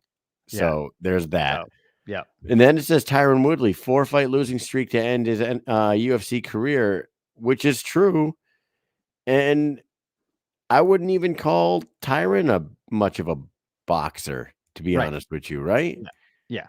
I mean, he had some punching power in MMA, smaller gloves, definitely a different style of fighting. You got to worry about the takedown, got to worry about kicks. There's a lot going on there. Not the same. True. Then you move on to Anderson Silva. And I didn't even fucking realize this. And I'm a diehard. I used to be a diehard UFC fan, but I didn't even realize he was 1-8 in his last 9 fights. I had to look at It was that. over a long course of time. Yeah, at stretch. 49 years old, 1-8 in his last 9 fights. Then he runs into Tommy Fury. We just talked about that. Tommy Fury isn't even that great of a. He's not even a championship level boxer. You know what he has? A championship level boxer's last name. Like Yeah. that. Let's be honest. That's what Tommy Fury is. He's a decent boxer, but he is nowhere near the Fury name, and he's just a good boxer. That's it. Then, like you said, Nate Diaz, it was what it was. But the two boxers this is his thing. He's like, I fought boxers back to back after Nate. Those are the 2 fights I didn't even remember he'd had them too. That's how not hyped up. That's how you know these guys weren't that great too, because no one was talking about it. So there you go. And Mike even said it right there. The first guy, we forgot all about that fight. He had 1 win in 4 years. And then the other guy was retired since 2018. He was fucking retired for 5 years and then comes out of retirement to get fucking beat in a round or 2 by fucking Jake Paul. So let me say this. Like I said before we started talking about this, I'm not saying that he's bad, right? But I'm also not saying he's great. He's good. He's exactly where he needs to be for somebody who started fighting a couple of years ago. He should be fighting. Okay, he fought those other boxers. They were ranked like number 45 on BoxRec. I don't even know if the rankings for bare knuckle on BoxRec, don't even pay attention to them. They're insane. Other than that, people talk shit about the BKFC rankings. The BoxRec ones are way out of control. They're like crazy. Somebody closed their eyes and just put their finger down. Anyways, but here's the thing. So if he's fighting there, 45. This reminds me of like the old Fight Night games where you made your own character and you had to fight through the rankings. Yeah, you start off at the lowest. You start off at 45. That's where he should be. If he's not going to be an amateur boxer, he starts off and he makes his way up. Fight the guys that are ranked in the 40s and the 30s and make your way up the right way. Don't rush into it. And I do think that he's taking it seriously enough to be beating high-level MMA fighters in there, because those guys are still combat warriors. They've been bred in this, arena, this gladiator sport. So it's not like they're strangers to being punched or punching and kicking and stuff, but it is entirely different. Just the way that we say that bare knuckle is not the same as boxing, and people are like, oh no, it's the same thing. And now people are starting to realize it's not the same. Do you think that the person that made that meme purposely left out? So like bring the meme back up here. So for Mike Perry, they put 170, 7-8 UFC record, but they could have easily put 14-8 MMA record, undefeated bare knuckle boxer. You know what I mean? Like they could have put 5-0 BKFC. Yeah. But they didn't. They put, because they want to make it look really bad. Yeah. So like I will give you that. No, did you mention the weight? And the weight is a big one for everyone, basically. Too. Everybody is a lot smaller than him. 2 to 3 weight classes below, and in boxing, even more than that. Tommy Fury was the only one that was not smaller than him. Yeah, Tommy Fury. And a boxer around his same size, and he did lose. And he didn't get destroyed. And like Travis Thompson, the Animals in the comments says, how much did you hear about his loss? You know what? You're right. He didn't. You know what? And I think it might be Jake just being a smart businessman. Yeah. It was just on to the next one quick. Yeah. Yep. And you got to give him the headlines. You got to give him credit there. He stays active, and he's been very active. He's fighting often. I will give him that. And it is because he owns his own company, the MVP, the Most Valuable Promotions. Yep. He's making money hand over fist every fucking time he fights because he runs the fucking promotion. So he's making money off the gate. He's making money off he's a businessman. So he's staying super active. He's fighting maybe not the greatest of competitions, but they're interesting. Mm-hmm. And he's making tons of money. So we'll see where he goes. I think Alex Pereira kills him. To add something to this, to go to the other side and give him his flowers. That's the new phrase everyone loves to use now, giving flowers. He is breathing life into boxing. I don't care what anyone says. People are talking about boxing more than they did. When UFC was really peaking over the last so many years, like before COVID and into COVID, nobody really cared about boxing, and even more so women's boxing. Yeah, He he has really 100% helped out. Like Amanda Serrano always puts her on the co-main, really, really helps her out. I love that. And he puts other didn't boxers he with put her in the names on main his event? undercard. Mike, So- one of those boxing, maybe both of those boxing matches that we forgot about. Yep. I'm pretty sure Amanda Serrano was the main event and he put himself in the co-main event. You could check that, but I'm pretty sure he did I'm gonna that look for right her. now. One thing I will say while you're looking that up, call me a fucking asshole. Like, say whatever Yes, you want. it was when he fought Ryan Borland. The card was Serrano versus Minky. Okay. Nina Mink. See, That was the he top. fucking put himself in the co-main. Top of the card. That's very cool of him, especially for Amanda Yeah. Serrano. I don't want to see him fight Mike Tyson. Not No, a me neither. fucking not 1 ounce of me wants to see him fight Mike Tyson. Mike Tyson's 30 fucking years older than him. He's old, and I love Mike Tyson. He's one of my favorite boxers of all time. He's my second favorite boxer of all time, right behind Roy Jones Jr., and they fought each other. That was like the craziest thing a few years ago. That was enough of me seeing Mike Tyson fight ever again. I don't want to see that. Not at all. I would rather see him fight fucking anybody else. To be honest with you. I don't want to. I'd rather see him fight Darren Till. There you go. I'd rather see him fight such a that gimmick, than fucking dude. Mike Tyson. The Tyson fight is such a gimmick fight. Mike Tyson would absolutely destroy him. He wouldn't, if Tyson, even after he retired, not at 57 or 58. 58 years and I'm older sure he's got a lot of power and stuff. But as far as like, if they ever really fought when Tyson fought, like they would never even allow that to happen. That's how bad it would be. Insane if it was to happen. But it's in AT&T Stadium. You know who Jake Paul should fight at 205? Right? Isn't it an exhibition? Like they're trying to make it pro because none of the commissions will make it a fucking pro fight because it's so ridiculous. It's an exhibition. Ridiculous. But you know who you should fight? Lorenzo Hunt. Lorenzo should get this shit cleared up and go back down to 205 and fight Jake Paul.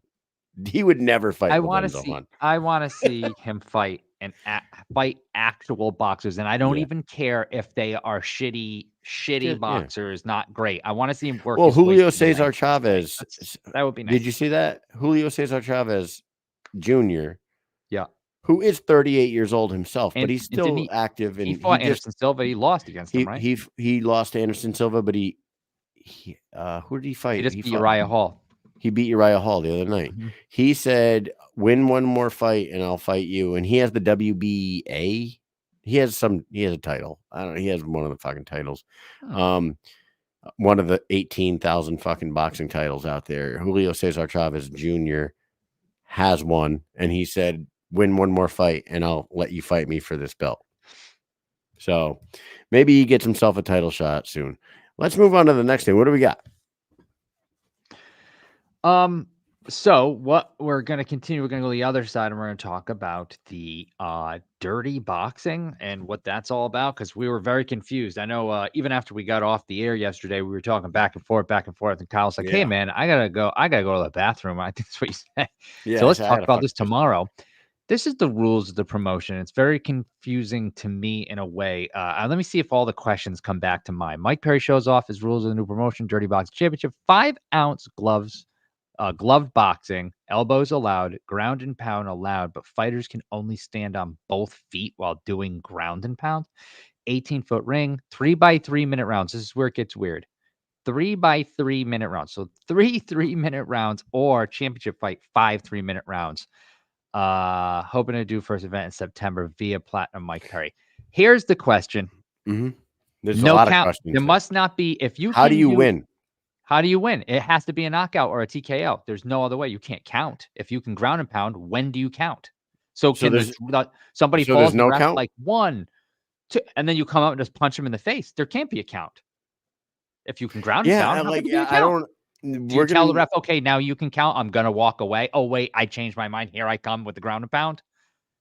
Like, you can't. It's either a knockout or a TKO. There's no way to count. There's nothing if you can hit them on the ground, and you can't choke them out. So it's just smash their head in. And I feel like in that case, people will just roll around on the ground because you can't get down on the person. So you have to swing Right. from your, which you But can catch somebody like that. do But you? it's I gonna be tough. wonder. This is weird because Can you hit them I as they're getting back up? I wonder. I wonder if you don't pursue a ground and pound and like you knock a dude down on the ground and back up, there is a count. You know what I mean? Who knows? Like these rules seem spotty, and yes, referee stoppage. Of course, that's what we're saying. Is karate combat does it that way? So the only way to win a fight is a referee That's it. stoppage. That's it. TKO or KO. That's That's it. it. That would be a ref stoppage, which is Knockout MMA only, without 3x3. and jujitsu. So I don't know. I just think it's odd that you can ground and pound, but you got to do it from standing. It's weird. It is But okay. weird. Yeah. It is weird. Wait, Yeah. Armis is saying no, they have a count also. He's talking about karate combat, though. But We're not okay. talking about karate Yeah, combat. I know, We're but talking about dirty karate boxing. combat also has a count. I got to be honest with you. I guess I haven't watched. I've only watched highlights of knockouts from karate combat. I've never watched an actual event. So they have only one stand up though. So what they're doing is taking like some rules from boxing, some rules from MMA, and some rules from karate combat, and creating dirty boxing. Wow, that's it's interesting. How do you think it'll do? 3 rounds, 3x3 title seems fights, insane. 5x3. And they said that it's like let's think about it. Like boxing, you got a lot of 8, 10, 12 round fights, 3-minute rounds. right. This is going to be 3 rounds. That's it. 3x3, I feel like 5-ounce it's a gloves. very short. Very short. And the 5-ounce gloves are gloves. Hey, listen, all I'm going to little say smaller. is good luck to him if that's his new venture and he's no longer with the BKFC. I'm not going to hate a guy for trying to make money out of money. I'm like intrigued. he got money. He's got money. He's trying to turn that money into more money, but we all know what happened to Gamebred FC. And I'm not saying Gamebred FC is gone forever, but they're not very, I don't think they're doing very well. And I heard after the second Gamebred FC event, they were almost fucking out the door. Like they were almost under after the second one. Yeah. So it's hard to start a new promotion if you don't have the right people backing you. You need a shit ton of money to fucking get it to work right. Oh God, yeah. And It's a that lot is of why time and money, I feel like. Yeah. This, I don't know. Best of luck to you. He doesn't have the pocketbook between. Dude, he does not have the bank account that like Jake Paul has with MVP. You know what I mean? Like Jake Paul's got millions and millions and millions of dollars. Mike Perry has recently come into a decent amount of money. Yeah. I don't know. I would like to know, is it a Google away? How much did he get paid to fight Mike Perry? I would imagine it would be in the millions, right? Yeah, must be. Is that sponsorships and stuff like that? And even Jake Paul offered Mike Perry a job with BTR Better. Yeah. Since because Connor fired him, you know how like Jake Paul doesn't like Connor. He was like, "Hey, I'll give you a job."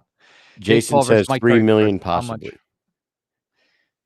Yeah, I see estimated. I want to see the actual payouts. I wonder how much he got paid.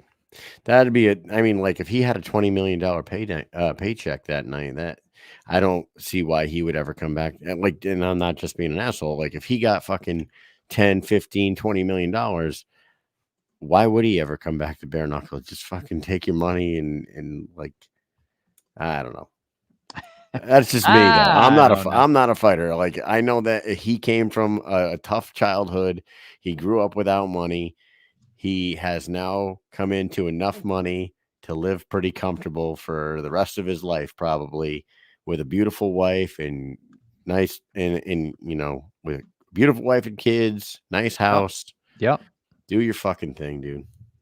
Do Right. your thing. Hey, while we have Roberto Armas, this is outside the circle. We're going to talk about something that's going to happen inside the circle. And Just this added. just in today, Armas versus Grady. Grady is back. Armas is back from the desert. Grady is back from the desert, kind of. He was right. From He was Death Valley. somewhere. Yep, he was somewhere in He the was in desert, and he parts found his way to unknown. water. Yeah, he found his way back to the water, and he is fighting in Sturgis. So, guys, there you go. That's a new fight that was added to the card recently. There were some rumblings for a while. If you know, you know, but here it is officially announced. They are fighting, and I cannot wait for that too. That's going to be an awesome fight, and we got a couple more people who I enjoy hanging out with and speaking to that are going to be there to hang out with. So I'm looking forward to that for sure. We have a couple more things too, right? And there was one about Britain, and I fucking hate Oh that yes, the picture. we didn't talk about why forgot. she was up in Belfast, New York this past week. If you guys can see the picture there, it was very cool. She sent us these. She also posted them.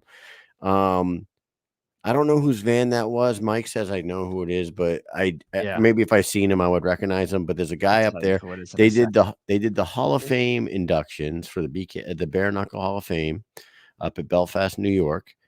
We went there. We took the tour a couple years back. It was very cool. She was inducted. She's an officially inducted Hall of Famer in the Bare Knuckle Hall of Fame. Congratulations to her. We didn't upload pictures of her holding her trophy or anything like that because we suck. But we did upload these pictures because she said, I made sure to put my Britain Hart sticker right next to your guys' logo because we've been going through this fucking thing together for years. So shout out to Britain for that. That was very cool. All right, so hold on. Let me take this off the screen. As I'm looking for the picture, I'm going to tell you what the guy's name is. It is. Oh, I thought I had it here.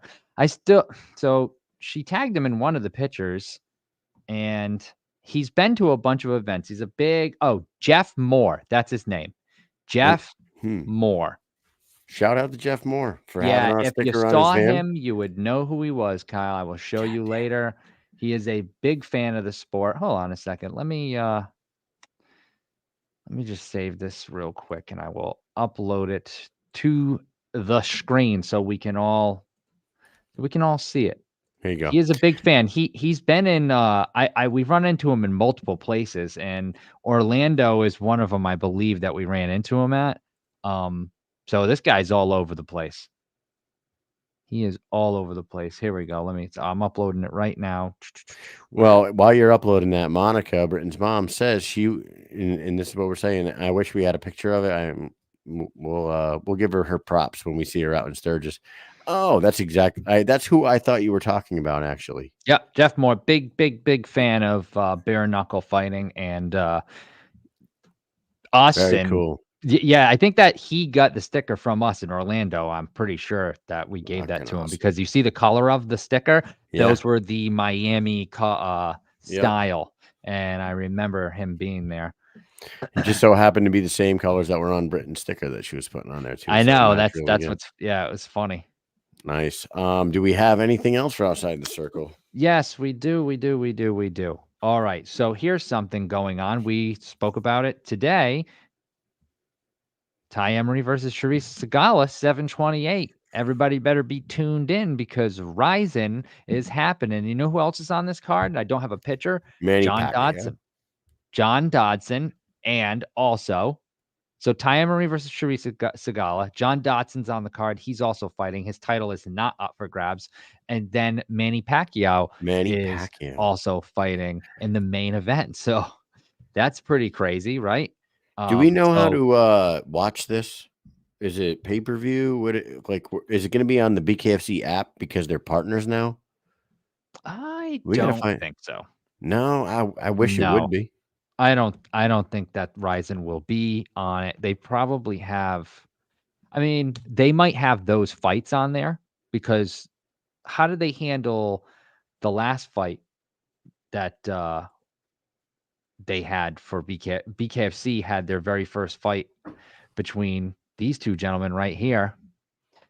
And that guy Shinatsuka was supposed to come here and fight in America, but he pulled out. He was supposed to fight Kerry Caprio, but he pulled out of the fight for some reason. But when this fight happened, I believe they put this fight on the app when it happened, and it was right before LA. I think right almost at the same time or right before it. Yeah. So, but they didn't have the whole event, so they might. I would imagine they do that again. As far as where you can watch. It's pay-per-view, and if you go to the, I just found it. If you go to Ryzen's Instagram page, they have a link tree in the bio. Go to the link tree in the bio. It's the top link on the link tree in the bio, and it's a pay-per-view. So if you guys want to watch it, get on the pay-per-view or find some fucking sneaky site. I'm not saying to do that because it's illegal, but hey. You will get arrested and go to prison. They're for out a there. long time. You penalty to up to $400,000 or 10 years in prison. No, I'll be watching that shit this weekend, and I was trying to find what time it'll be on in the United States. That's the next thing because it's on Sunday. 28th is Sunday, right? Yes. The 28th is Sunday, so it's got to be fucking at the ass crack of dawn or something like that, Sunday morning. Well, you know how the time is, right? So yeah, so it's probably going to be nighttime Japan. on the So 27th Japan right? is 11 hours ahead of us. So yeah, just so it'll keep be that in mind. nighttime on Saturday for us. Okay. Right? Yeah. So it's maybe 10 o'clock Saturday night. Who fucking knows? Or will it be in the morning on Monday? On no fucking idea. We'll find that out for you. What time people. is it on Sunday? Does it say on this say. poster here? I don't Does think it say so. a time? I don't see a time. I see 7:28. Yeah. So, anyways, just know it's gonna be 11 hours ahead. So it could be on Saturday for us. It just depends, or it could be Sunday early morning. It says very, it starts. very early morning. It says it starts 1400 on Sunday. So 2 o'clock in the afternoon would be 1 o'clock in the morning here. Yeah. If that's the case. So yeah, it's gonna be extremely late. All right. Hey, good luck to I'll both probably of be these up, women actually. that are going to be fighting. Good luck to John Dotson, and I'm excited to see. Fucking Manny Pacquiao box. So, anything else? Yeah, so I have one more thing here. It's a lot of outside the circles, a lot of things about BKFC because that's what we talk about. Arizona BKFC coming your way.